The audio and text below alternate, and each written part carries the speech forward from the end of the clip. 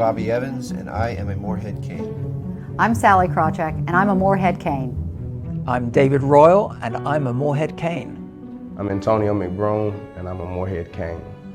I'm Michelle Yana-Chan, and I'm a Morehead-Cain. Welcome to Morehead-Cain Final Selection Weekend. Your journey here has been a great adventure, but it has also tested you, challenged you, strengthened you, inspired you. It has demanded courage, curiosity, resolve, and determination. Congratulations to each of you for making it to this point. The Morehead-Cain and Carolina are home to some of the nation's most innovative firsts. It's the first merit scholarship program in the United States, founded at the nation's first public university. Inspired by the Rhodes Scholarship at Oxford University, the Morehead-Cain seeks out the world's most promising scholars and provides them the resources and support to set their potential free. Scholars are chosen solely on the basis of merit, earning their place within an exceptional community of thinkers, doers, dreamers, and adventurers. In the 70 years since John Motley Morehead first envisioned and endowed the scholarship that bears his name, the Morehead-Cain has become a proving ground for some of the most creative and influential leaders throughout the world. Scholars have transformed entire industries or created new ones, given us remarkable new methods of understanding the world around us, and written history from first draft to final draft. Morehead-Cain scholars have led path-breaking research in global health, helped develop powerful new treatments to stop deadly diseases, and responded to crippling epidemics around the globe. They have led local and state governments as mayors and governors, shaped public policy as legislators and diplomats, attorneys and judges. Morehead-Cains have demanded accountability as tough-minded journalists and shined a light on injustice as determined activists.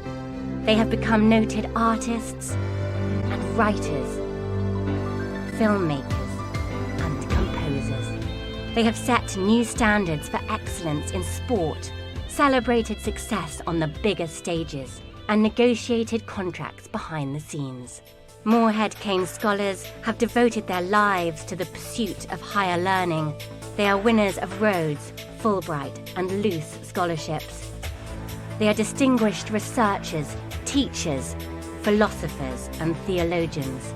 At every step, Morehead-Cain scholars and alumni have met the world's challenges with the spirit of entrepreneurship and ingenuity, with the straightforward goal of empowering scholars to become the best versions of themselves. The Morehead-Cain has created an opportunity and an undergraduate experience that are absolutely unrivaled. Welcome to a place like no other, a place of ideas and influence, of invention and inspiration. Welcome to Carolina. Welcome to the Morehead-Cain.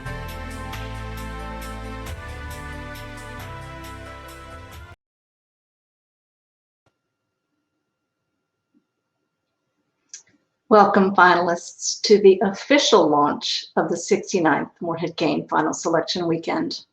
We are so proud of all of you for becoming Morehead-Cain finalists, and we hope you're proud of yourselves too. For a little inspiration, I encourage you to read the Morehead-Cain Challenge, which you can find on Socio under Weekend Information. I hope you'll invest the 2 minutes it'll take you to read it and soak up what it means. It says a lot about you, who you've been, who you are, and who you can become.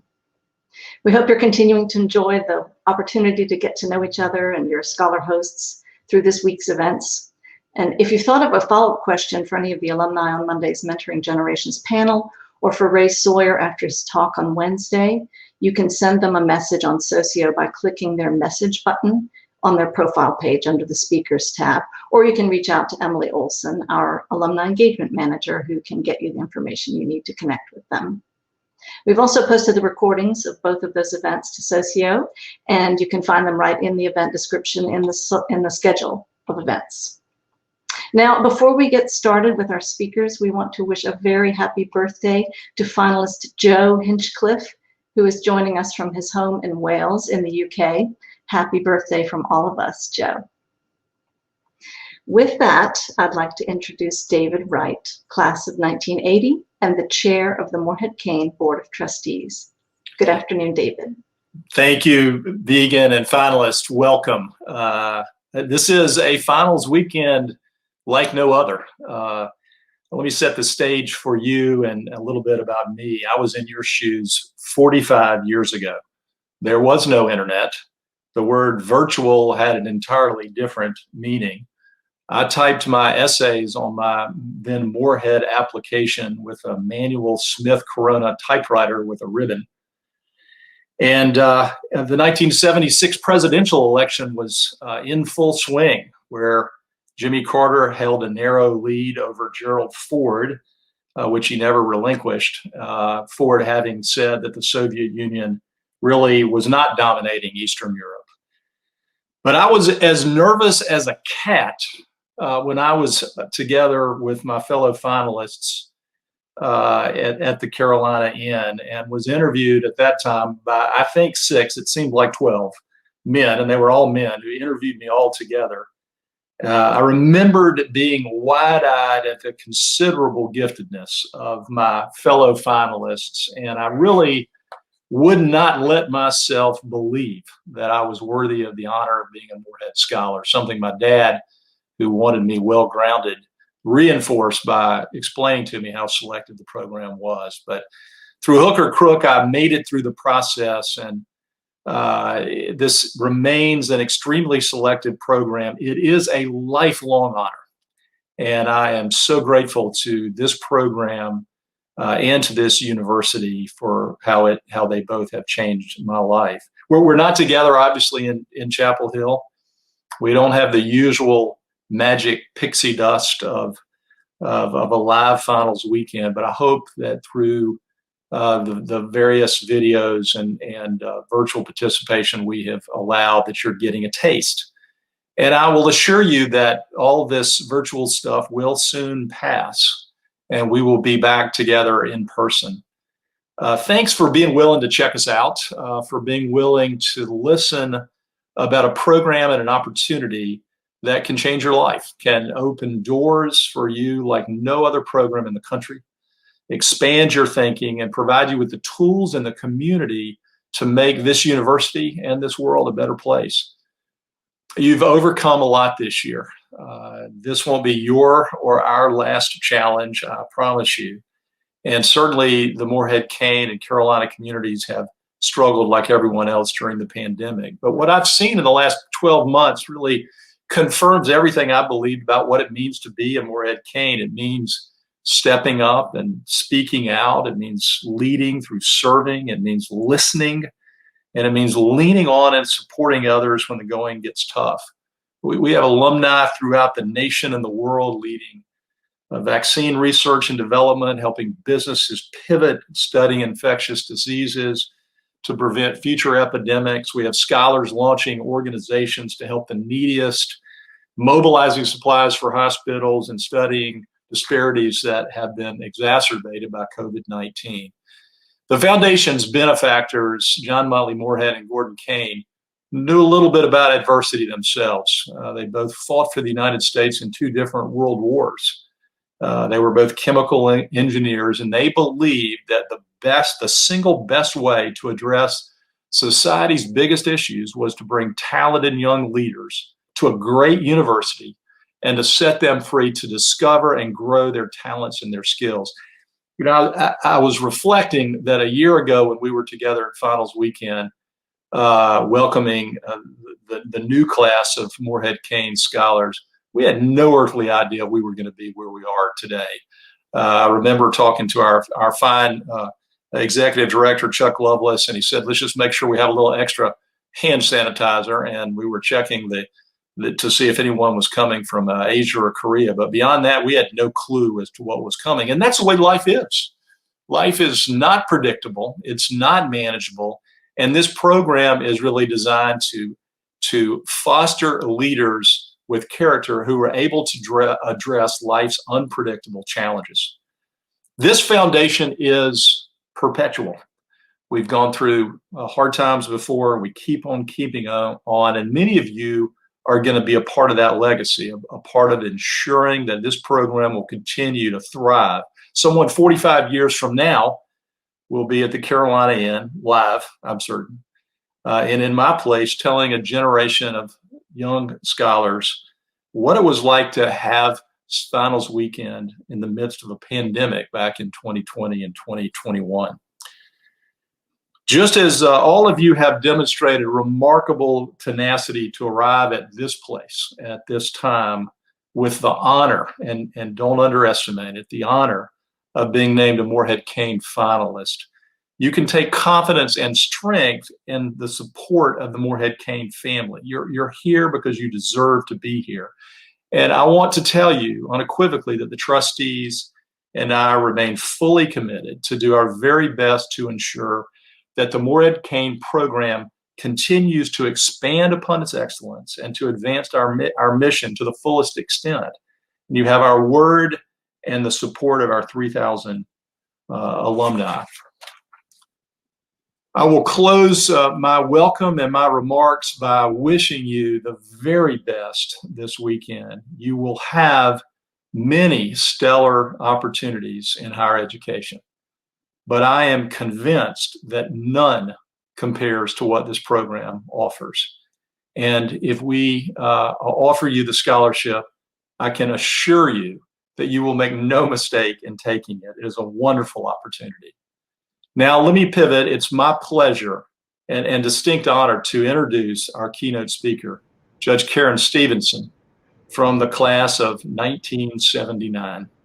Karen is a United States Magistrate Judge for the Central District of California.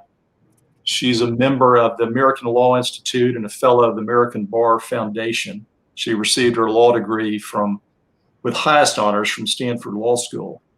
As a high school senior, she became the first African-American woman to receive the Morehead-Cain Scholarship as a part of the inaugural class of female Morehead Scholars. During her 4 years at Carolina, she broke 14 track records as team captain, as well as the state record for the 400-meter dash. Upon graduation, she made national headlines as the first woman from the university and the first African-American woman from the United States to receive the Rhodes Scholarship. And Karen has served the Rhodes Trust since 2010 as a trustee.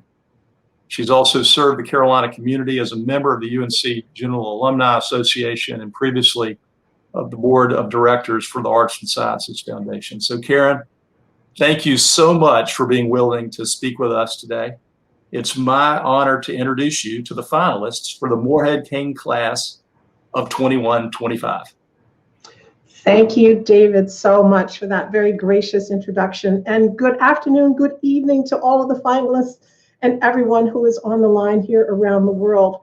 First of all, I want to thank the foundation for inviting me to give this address. It is an honor, and I'm so happy to be able to be with you, at least virtually. I understand the finalists have had an extraordinary week of fun and activities and being introduced to our alumni community. So it's really an honor for me to have just a few moments with you before the kickoff of this final weekend. What a year we have just been through. I'm here in my office. These are my chambers here at the federal courthouse in Southern California. This is my real office. Those books behind me, that's a little bit of a Hollywood backdrop because I don't really use those books. Everything is online these days, but the books were so beautiful that when we moved out of an old courthouse, I asked to have a set of the Supreme Court reporters for my office because they look beautiful. And I love the sense of honoring that tradition of those decisions in hard copy. I hope that you and all those you care about have been able to stay safe in this extraordinary year. There may even be some of you on the line today who've lost dear ones in this pandemic. Teachers, friends, coaches, aunts, uncles, grandparents, neighbors, and I am deeply sorry for your loss. But no doubt all of those people would be so proud to know that you are here for this very special finals weekend. I know we all really wish we could be in Chapel Hill, and you can get the statistics. You saw the beautiful photographs. It just made my heart sing to see those photographs at the beginning of today's program. And you can get the statistics about this exceptional university online. The faculty and alumni include 9 Nobel laureates, 23 Pulitzer Prize winners, and dozens of Rhodes Scholars. There is no question that UNC Chapel Hill is one of the premier universities in the country and an institution of global stature in so many areas. That's the data your parents want to know. But as finalists, and especially for those international students who are considering whether you should venture overseas for the next 4 years, and you want to know what your life will be like in Chapel Hill, and it is somewhat difficult to convey in this medium the very special sense of community that makes UNC Chapel Hill so dear to me, even all these years later. But I will try a little bit. I can barely remember my own finals weekend, but I'll share a little bit of my backstory. And if Brendan, you want to bring up the photo? Okay, a little bit of a blast from the past. This is my picture as a freshman in Chapel Hill with Ms. Marguerite Perry, an iconic and so deeply memorable member of the Morehead-Cain scholarship family. It was the Morehead Scholarship at the time, and her welcome to me in Chapel Hill. How did I get here? I grew up in Northeast Washington, D.C., and my mom was a public school psychologist. I came to Chapel Hill as an out-of-stater, a Yankee even, because I had gone to prep school in Connecticut. And coming to Chapel Hill was somewhat of a shock, I will say. I was born in Texas, but I had never really lived in the South. And so for the finals weekend, I stayed at the Carolina Inn, where all of the finalists, when we can be in person, stay for the weekend. And the first thing I noticed was that all of the wait staff at the Carolina Inn were Black. I had never had that experience. I felt like I had landed and gone with the wind. I had no exposure before I came to Chapel Hill to fraternities or sororities, to homecoming, or even sweet tea or shrimp and grits. As a freshman, the dorm I lived in had more residents than my entire high school. And every day on my way to class, I passed a fraternity that shall remain unnameless that had a massive Confederate flag hanging from its balcony. At the time, I wasn't offended by that, just glad to know that was someplace not to be frequented. Now, a long time has passed since then, and much has changed. But my point in sharing this with you is that I wasn't always comfortable in Chapel Hill. And I say that to reassure you that whatever sense of unfamiliarity you may ponder or worry that you will experience, this is one of the first gifts of the Morehead-Cain experience. You're invited to be brave. Step out of the known world into an unknown world, and you will be fully supported in this community, intellectually, in your academic pursuits, and far beyond. Which brings me to the actual experience of being a Morehead-Cain scholar. No one is going to tell you what to major in. You don't have to have a plan, and even if you have one right now, I can pretty much assure you it will change. It took me quite a while to even figure out that I really wanted to go to law school. So don't think you have to have it all figured out this weekend or today, or even by the time you start school in the fall, wherever that may be. I was a history major, but I took a wide range of classes at Carolina to get there. I continued to pursue French from high school. I started Russian. I took lots of Russian, political science, economics, calculus, a Shakespeare seminar, a 19th century British poetry class, and lots of art history. In fact, as a junior, when I finally went to my advisor, I had taken such an eclectic range of classes. They said, "Lady, what are you majoring in?" I said, "What do I have enough of to be a major?" And at the time, I only needed one more class to be a history major. I said, "Okay, bingo, history it will be." But I say that because my art history classes ended up being the basis for my summer senior travel program. But let me back up. The experience in between then and graduation, I had classes with 300 people in them and seminars with fewer than a dozen people, led by extraordinary professors. My point is, Carolina is not a one-size-fits-all proposition. Those art history classes I mentioned, they became the basis for my senior travel program through the Morehead-Cain Foundation, a trip that focused on the great churches of Muscovy, Byzantium, and Rome. I know that sounds kind of arcane. It is, but I spent 7 weeks traveling on my own, starting in what was then the Soviet Union, the old USSR. I started in Moscow, then went on to Kiev, on to St. Petersburg, which was Leningrad at the time, took a train from the very top of the Baltic down to Odessa on the Black Sea. From there, I went by boat across the Black Sea to Istanbul, where I waited 5 days for several of my fellow Morehead-Cain scholars in my class who were to meet up with. They were coming from Greece. I was going east while they were going west, but we had planned to meet up in Istanbul. From Istanbul, I went by bus to Sofia, Bulgaria, and then by train through what is now Serbia and Croatia, and on from there to Florence, Venice, and flew home from Rome. All of this, a Black girl on her own in the summer of 1979. No one told me I should not or could not do that trip exactly as I had planned it. I had the full backing of the foundation to do what to this day is one of the most amazing adventures of my life. And here's the thing, my Morehead-Cain summer experiences still influence my life today. 2 anecdotes. Being a city girl, I chose not to do the outdoor experience that you're going to be offered before your freshman year.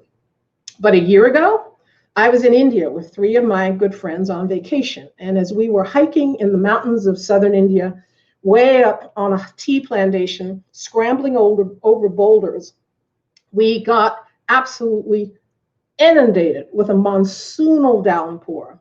And there we were, absolutely dripping in rain, thousands of feet above the valley floor. And I thought about the summer outdoor experience and really wished I had gone to Outward Bound.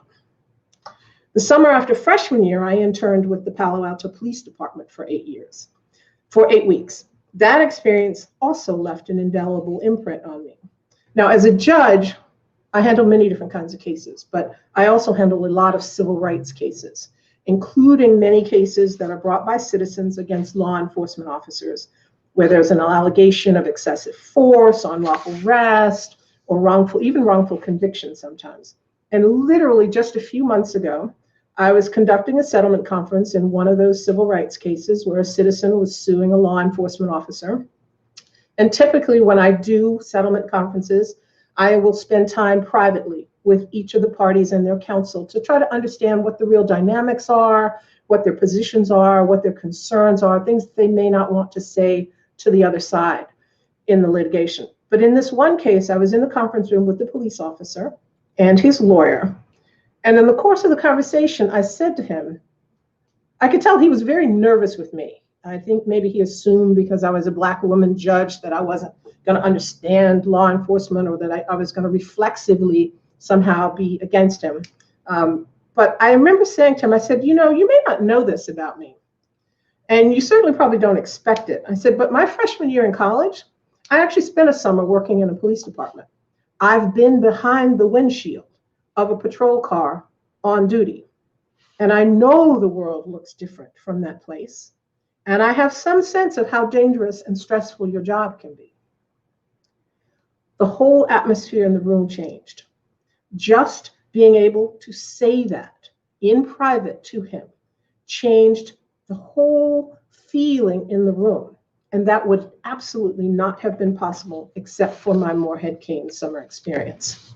And I share those experiences to underscore for all of you that the Morehead-Cain experience is so much more than an academic scholarship to a great university. If you have the good fortune to be selected as a Morehead-Cain scholar, you will be part of a global, lifelong community of people who are making a difference and being of service in so very, very many ways, far beyond Chapel Hill. Now, I live in Los Angeles and I have a Carolina sticker on the back of my car. You do not see many of those here in Los Angeles, let me tell you. But even so, I run into Morehead-Cain alumni right here. A friend, Lane Dilg, is the interim city manager for the city of Los Angeles, for the city of Santa Monica, and we serve together on the board of the Federal Bar Association of Los Angeles. Another Carolina Morehead-Cain friend, Danita James, and I both serve on an editorial board of the American Bar Association litigation publications. A few years back, we had an editorial board meeting in Austin, Texas. Danita and I were talking at the hotel and realized that the first round of March Madness was in San Antonio, about 2 hours drive away from where we were staying in Austin. And Carolina was playing that night in the first round.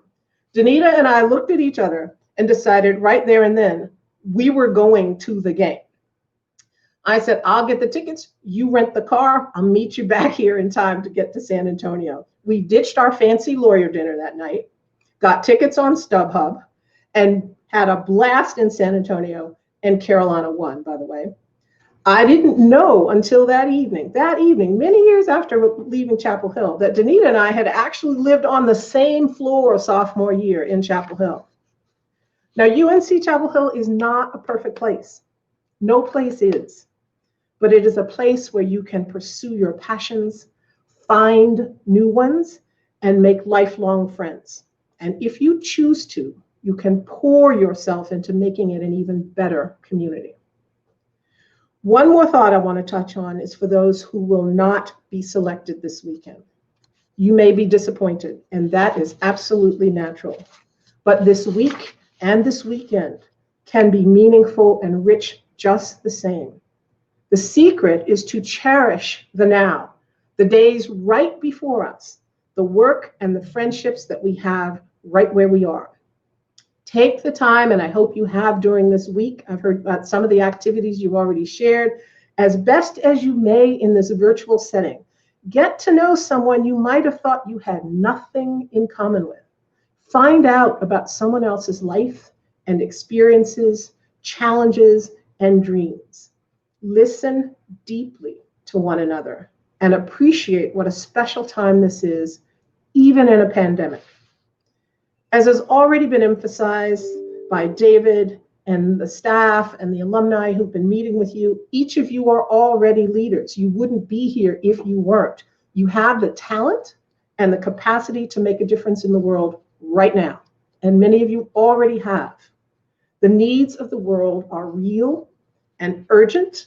You don't have to wait until someday in the future when you are older, when know more, have more, or earn more. The late Toni Morrison is one of my favorite authors, and in 2013, she received the Nichols Chancellor Award at Vanderbilt University. And in her address, she said the following, I quote, "The ethics of affluence insist upon civic obligations. And when we assume that obligation, we reveal not our solitary goodwill, but our dependence on others. None of us is alone. Each of us is dependent on others. Some of us depend on others for life itself. Your opportunity here and beyond this campus is huge, demanding, and vital. You are singularly more able, more than previous generations, not because you are smarter, although you may be, or because you have tools your predecessors lacked, but because you have time. Time is on your side, as is a chance to fashion an amazing future. Relish it, use it, revel in it," close quote. I offer these thoughts of the great Toni Morrison as an opening convocation, as it were, to this finalist weekend. Relish and revel in the time that you have right now together. And as you move into your college experience, hopefully in Chapel Hill, but wherever it may be, I say this to you: be brave, be authentic, and don't wait. Heartfelt congratulations to you all and best wishes. Thank you so much to the foundation, not just for this opportunity to speak, but I will say here now what I don't think I've ever said publicly to Chuck or Megan or the Morehead staff. Thank you so much. I am so deeply grateful for my Carolina experience, for my experience as a Morehead-Cain scholar. Good evening, everyone. And we have time, I think, for a few questions, if there are any. We do. And we suggest, because we're on Socio streaming, that you all type your questions in the chat, and we will pick them up and then make sure that Karen has a chance to answer those. Karen, beautiful words. Thank you so much. That was lovely. And we're just so thrilled you were able to be here with us today. And yeah, absolutely. How it would be to be in Chapel Hill, y'all. Exactly. I know, so much better. You're getting lots of thanks. Amazing. Thank you. So inspirational, incredible. So I don't see any questions yet, though. So There don't have to be, but if there are, no, that's right. to them. Happy to do it. We'll wait another minute or two to see if anybody. What we'll do is export these beautiful comments for you. It does look like we have a question from Kimball Sheehan. So wonderful. Kimball says, you've broken down so many barriers. I was born in New Zealand, a country that has a woman prime minister and where gender equality is well established. The U.S. seems to lag behind in terms of gender equality. How do you see the U.S. better affording gender equality and equity in all aspects of our country? Excellent question, Kimball. And here's my first answer. 1, we have a Black East Asian woman as our vice president. That is huge in this country, absolutely huge. And it points to one of the things that change takes time. But the other thing, one of the things that the pandemic has absolutely underscored is it has hit women harder economically. Women in this country were paid, I believe, 65 or 70 cents to the dollar for every man in the United States. And the pandemic, because of childcare responsibilities, has really hit women hard. Many women have had to leave their jobs. It's hard to be home running a company and doing spelling words with your third grader. I was a single mom. I had twins. I went to law school with twins who were in diapers at the time. It's not easy. It's not easy. But I think the more we speak up, speak out, and ask and demand, not just ask in some plaintive kind of way, but demand equity, parity, and policies that will support putting men and women gender equality on economic footing, that will make a difference. But it's going to take work. It's not there. We don't have a magic bullet for that, I will say, Kimball. So thank you for your question and good luck this weekend. Wonderful. Next up, we have a question from Sage Crosby. As a young African-American woman myself, this was extremely inspiring. Thank you. Since you were the first of so many, what do you think contributed and continues to contribute to your amazing success? Oh, thank you, Sage, and congratulations to you. First of all, I would say my mom. I was raised by a single mom. My house always valued education. And no one, like I said about the trip that I took, I was very fortunate to have people around me who always were like, okay, that's what you want to do. Sounds a little crazy, but go for it. Including people like Ms. Perry at the Morehead-Cain Foundation. No one said, you can't go traveling around behind the Soviet bloc by yourself. It didn't occur to me why I shouldn't, or that might not be safe. I think at some point having a supportive family, and one of the things you get in this community, you will get the support of the staff at the foundation who will always be encouraging and always be uplifting and always sort of be on your team to help you advance your dream and your vision. And even when your dream isn't so clear, like I said, it wasn't always a foregone conclusion. I did not decide to be a judge at 5. There was a long time, particularly after I came back from Oxford, England, I didn't know what the heck I wanted to do with myself. I kind of bumped around for a while till it occurred to me that I really did want to go to law school, but I had to get there by myself. All right, next up is Jake Patterson. What was the most transformative aspect of your Morehead-Cain experience? I think I mentioned it in my address, and it was the summers, the opportunity to have those summer programs. So in the process of figuring out what I wanted to do for about a nanosecond, when I was a freshman, I thought maybe I'd like to do engineering. I had had AP chemistry, and so, was taking calculus and all that stuff. But after my sophomore year as a Morehead-Cain, I had an opportunity to do the internship with a large chemical company, in one of the largest chemical companies in the country. And that made it very clear to me that that was not my passion. Great.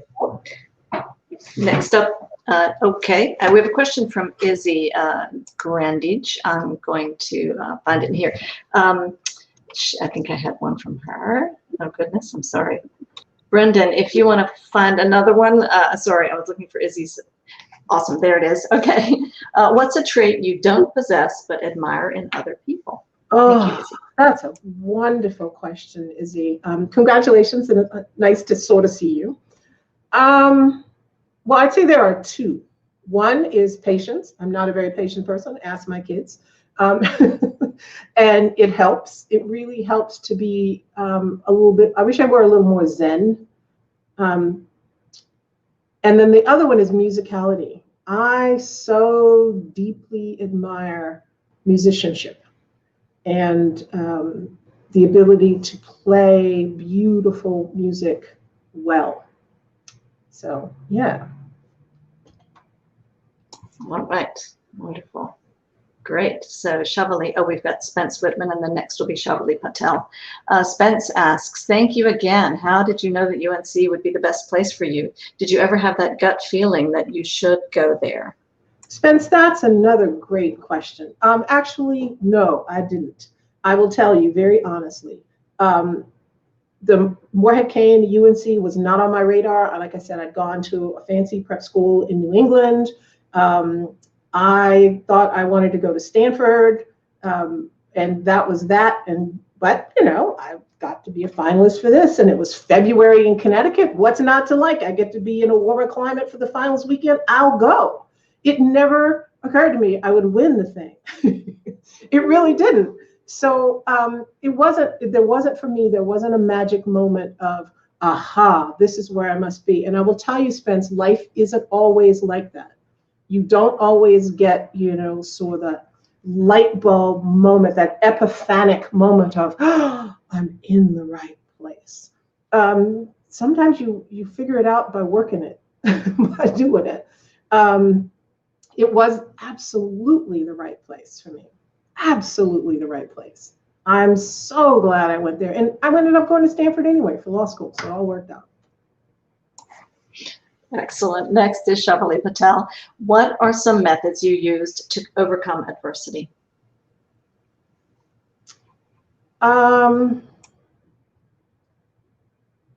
Being doggedly persistent. I will say that, doggedly persistent. And I don't waste a lot of time. I mean, this is a very uplifting weekend. Careers are long, strange things happen, particularly to women, people of color, in the workplace and beyond, that may not always be fair. But you know what? If you sit down by the side of the road and complain about that, the world will pass you by. At some point, you just have to pull yourself together and say, by gosh, I am moving on anyway. I will not be stopped. I think being utterly perseverant and absolutely persistent are really important characters, because you are going to find things in the world that are not fair, that are not just, and that are not right. Now, you can whine about that. You should fight against it, but you can't let it stop you in the pursuit of what you know you need, should, and want to be doing. So that may not be much help, but honestly, grit. Excellent. We have time for one more, and Rita Patel has asked, was there a single moment that you doubted yourself, and how did you overcome it?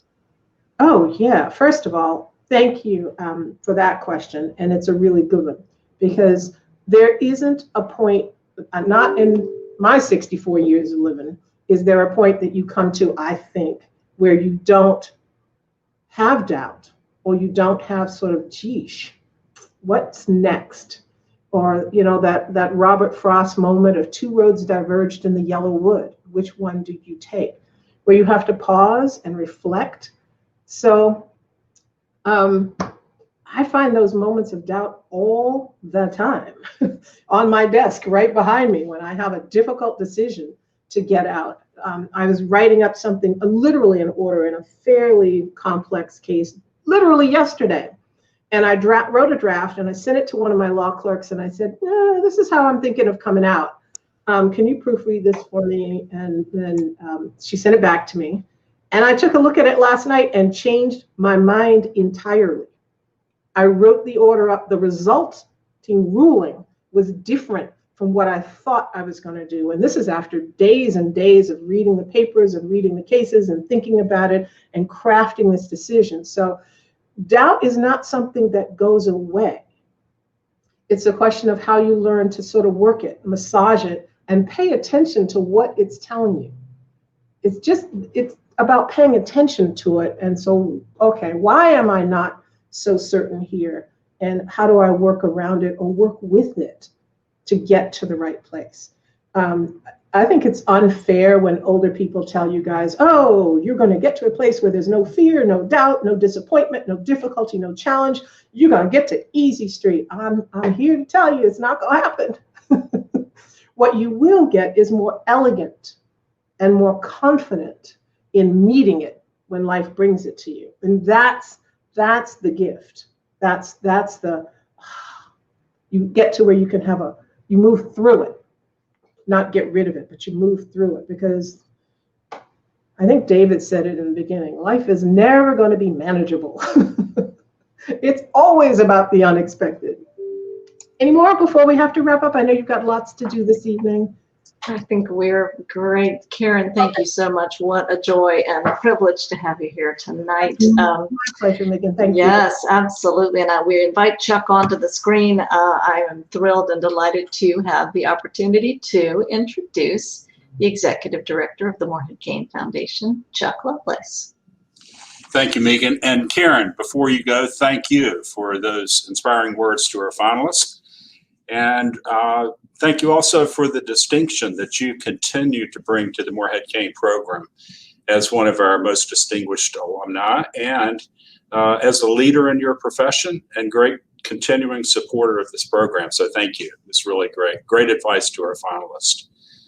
Well, finalists, it's my pleasure to welcome you on behalf of my colleagues on the foundation staff. You've met some of them already, and you're going to meet more over the next couple of days. I wish I had a chance to introduce you to the 17 of us in total. We think we have the best jobs at the University of North Carolina and probably the best jobs in the state of North Carolina. And I wish I could take time to tell you about each staff member and their role in helping scholars make their undergraduate experience exceptional, because that's what we do. That's our job. And I think it's often hard to know what that looks like if you're a candidate. You'll know that we do a lot of organizing of the summer program. We do on-campus advising. We do all sorts of things. But I thought it would be interesting for you to understand a little bit about how we responded when the pandemic hit. As David mentioned earlier, it was right after last finals weekend. And suddenly, it was in full swing by the time most of our finalists got home. And so we were really lucky in that we weren't a super spreader event of any type. But when the pandemic hit, we soon realized that our summer enrichment program, among other things, were going to be disrupted. And we made a commitment, along with the foundation trustees, that to the extent possible, our scholars were not going to lose their summer opportunities, and that their Morehead-Cain experience overall was not going to be diminished by the pandemic, quarantines and other restrictions. So it's really how we responded in that moment, I think, tells a lot about our investment in you and our commitment to you for your growth over the next 4 years.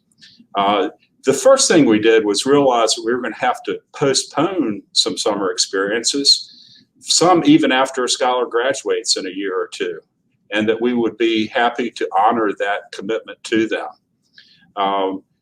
We also reached out to alumni, and we asked them to identify virtual opportunities for internships, for research, for projects that scholars could get involved with And we had an incredible response. So while students were required to be remote, they really did internships and research and projects remotely all over the world, for that matter, and a lot, of course, here in the United States. But it enabled them to continue to add to their personal growth and development at an otherwise challenging time. So our alumni response was really incredible. We also allowed students the flexibility on where they lived while studying remotely. If they wanted to move to a different town or go home or whatever they wanted to do, we supported them financially for that. We gave students the flexibility not to enroll at all this year. And so more than 10% of our students currently are either taking gap years or stop out years. Last summer, when students would normally be doing their summer enrichment program, and it was put on hold, or they were doing it virtually, we offered to fund summer school courses for them. And so about 100 of our scholars took summer school classes to get ahead, or just take courses that were of interest to them in or outside their major. So that was a good moment. We also looked for opportunities outside of internships. We came across an organization called A Place Beyond. You can Google it and take a look at it. A Place Beyond, we found, was just starting this concept in Colorado and Arizona, where they were offering students a place to study remotely and then do outdoor and wilderness activities when they're not studying. So on the weekends and after class during the week. So we offered that to all of our students who said, we said, not sure how many they can take, but if you're interested, we'll fund you to go do this while you enroll here at UNC in Chapel Hill. And we had 12 students that took us up on that and are now studying remotely at A Place Beyond. So I think that our response to the pandemic, I use as an example to show you what kind of commitment that we have to invest in you and make your undergraduate education experience exceptional. You not only have the staff support, you've got the trustee support and the support of 3,200 alumni that are all eager to help you make the most out of the Morehead-Cain experience. Now, there are 160 of you finalists. Let me just say that each of you deserve to be here. Each of you bring very unique strengths and that we've already recognized and appreciate. You're going to meet some impressive people, probably already have met some impressive finalists that are different from you. Please know that they are just as impressed with you and how different you are and all that you bring to the table. There is no one here that doesn't belong to be a finalist for the Morehead-Cain. As David said earlier, you're going to have some great choices on where to go to college next year. We know that because we've seen your records, and we know that you're going to be competitive at a lot of great places. As you make that decision, I hope that you will consider the following, and that is be careful not to compare brand versus opportunity. You may find that you have an opportunity to go to a school that you consider the brand to be stronger than, say, UNC Chapel Hill. But I want you to be careful to compare the opportunities that that institution offers, the support that they offer relative to the Morehead-Cain, and the opportunities that you'll have, not just in the classroom here, but outside the classroom and during your summers, and for that matter, for the rest of your adult life. So be careful to make sure that you are choosing between apples.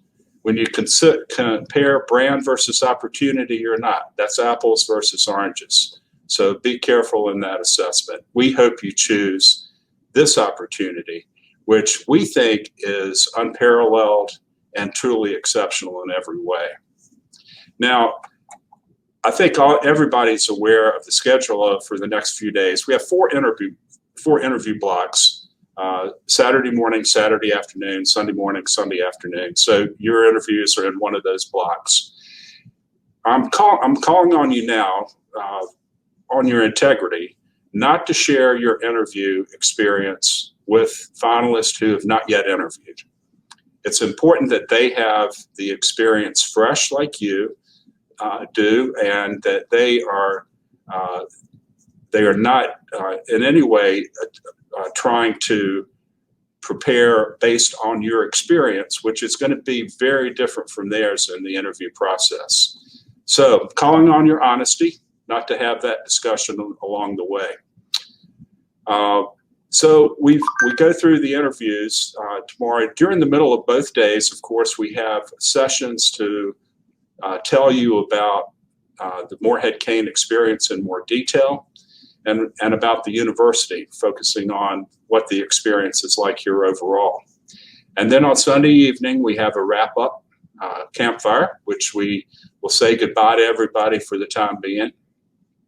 And 1 week from today, we will notify you of your status. 1 week, almost to the hour, if not the minute. We'll notify you next Friday on whether or not you have been offered a Morehead-Cain. You'll get one of three options. We'll either make you an offer or not, or for the third option, we might have to select some alternates so that if a certain number, if we have the need to fill the class, we can have an alternate list to go to. So just expect one of those three, and we want to wish you the best of luck. As I said, there are a lot of impressive people here, and they're different from you. And the most important advice that I can give you is to be yourself, because we truly like what we see in you, and we want to get to know you better through the interview process tomorrow and on Sunday. So with that, I wish you well. Megan, do you want to take a few questions, or do you want to wrap up? It's your call. I'm happy to go either way. I will say what we'll do, I think, is I just want to take a moment and thank you and David and Karen for all your words of wisdom and advice and encouragement. And also thanks to the finalists for being here today, tonight, wherever you are. We look forward to seeing many of you tomorrow morning for your interviews, and then all of you at noon tomorrow for our Morehead-Cain experience presentation. You'll get to hear from and meet many of the current scholars as they tell you all about the Summer Enrichment Program, the Discovery Fund, the International Gap Year Opportunity, and more about our program. You'll hear from our advising team about the various ways they support all Morehead-Cain scholars as well. Mallory mentioned this today in the live feed on Socio, but one thing we'd love for you to all do this evening before tomorrow's event is to read through the menu of speakers, scholar representatives, all the experiences that they're going to talk about, so you'll have an idea about ahead of time which breakout you might want to. You don't have to choose, but just to have a better idea what you might choose at the time. So the PDF is on the event page in Socio for that event, and you just scroll over to Saturday in the schedule of events and click on the event and scroll to the bottom to find the PDF.